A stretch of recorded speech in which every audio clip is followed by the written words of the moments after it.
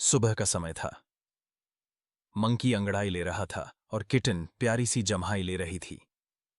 Monkey बोला, चलो चाय बनाते हैं। किटन ने हैरान होकर आंखें बड़ी कर लीं। मंकी ने चाय पत्ती, दूध और चीनी निकाली। किटन फुर्ती से काउंटर पर चढ़ गई और दूध का डिब्बा पकड़ लिया। मंकी ने पानी उबालना शुरू किया, पर मंकी ने खेलते खेलते दूध गिरा दिया। दोनों हंसने लगे। फिर मंकी ने चाय पत्ती डाली, दूध और चीनी डाली। आखिरकार मंकी ने कप में चाय डाली। किटन ने चाय सूंघी और हल्का सा चखा। दोनों टेबल पर बैठे और गर्मा गर्म चाय का मजा लेने लगे।